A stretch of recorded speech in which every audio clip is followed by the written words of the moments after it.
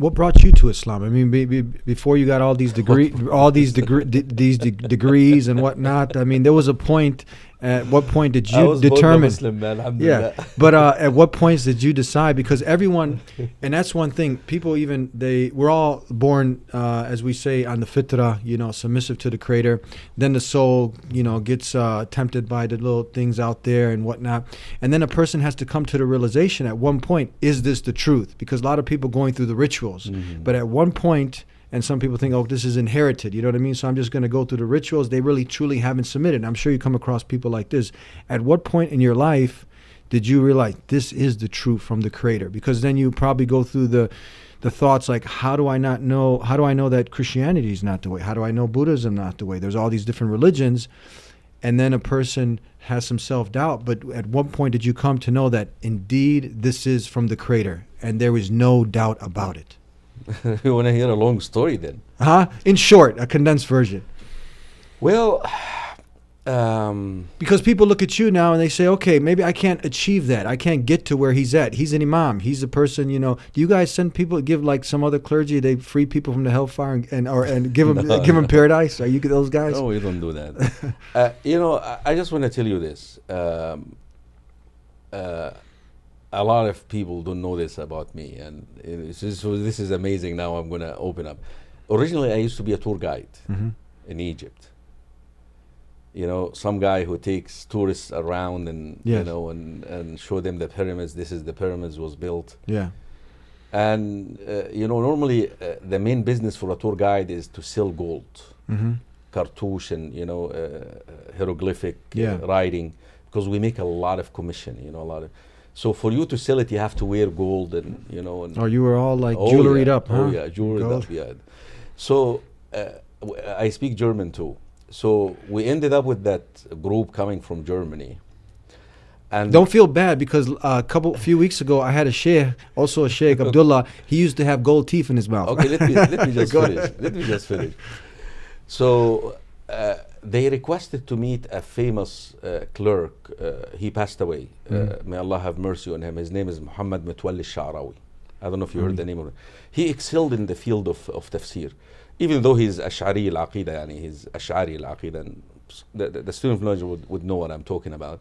أنا أتبع منهج السلف. أنا سلفي العقيدة في الأسماء والصفات, especially once it comes to the names and the attributes in particular.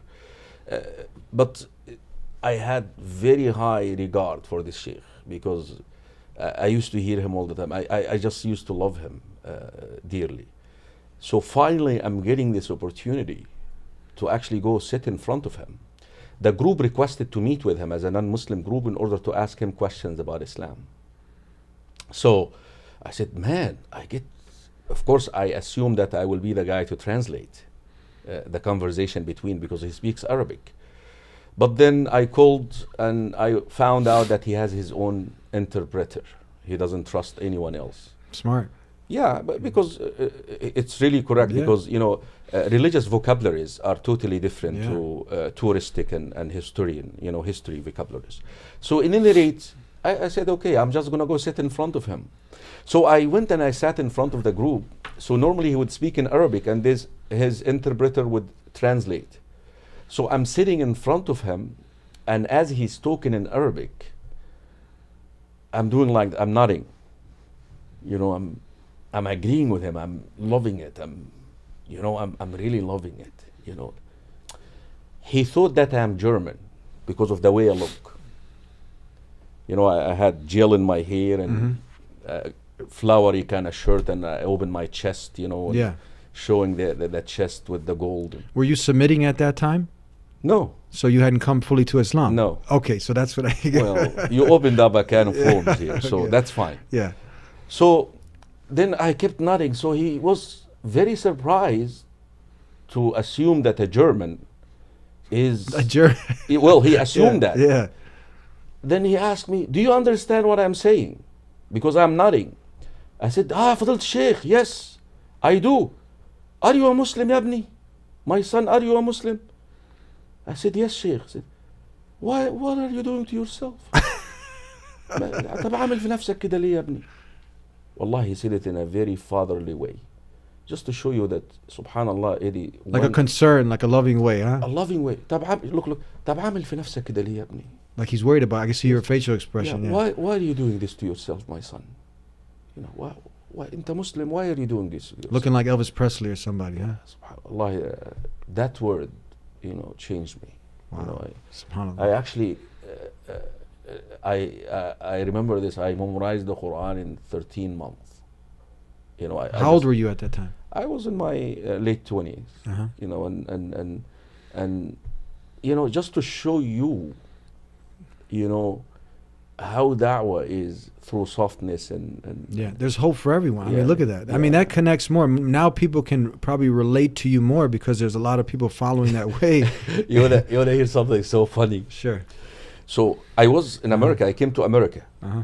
and then I started learning and memorizing and all that, learning the deen. So I started having a beard. So when you arrive at the Cairo airport, the people with the beard, they normally take them to a special place to, you know, Mhm. check them out and so forth. So the guy from the, like, what equals the CIA in Egypt there, I was sitting out there. What's your name? Because he has no record for me out there, you know. For them, I'm the ideal citizen, you know. I'm a touristic guy, and I'm somebody who's, you know, who's into that world. I mean, the guy wears gold, and that's the modern citizen that Yeah. we want. So, what is your name? My name is Karim so Abu Zaid. Where you graduate? Where did you graduate from? Oh, Faculty of Tourism and Hotel Business. Then he asked me, "What are you doing to yourself?" Now he's telling you the opposite. The sheikh said, "What do you do?" طب عامل في نفسك كده ليه؟ And these are these are Muslims Yeah, also. these are Muslims too. You see? So he's telling me the same exact line that the sheikh used, but of course he used it in a authoritarian kind of, Yes. you know, he used it. طب عامل في نفسك كده ليه?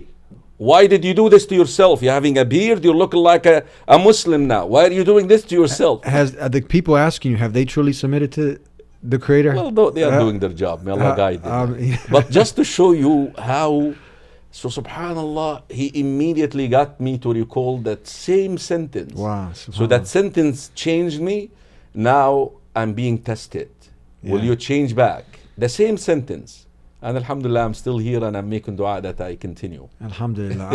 Ameen. This is wonderful to hear. I mean, I think people hear this, especially people who are kind of going through the same struggles, and they look at you and they can relate, right? Yeah, You don't yeah. seem somebody too far away from them.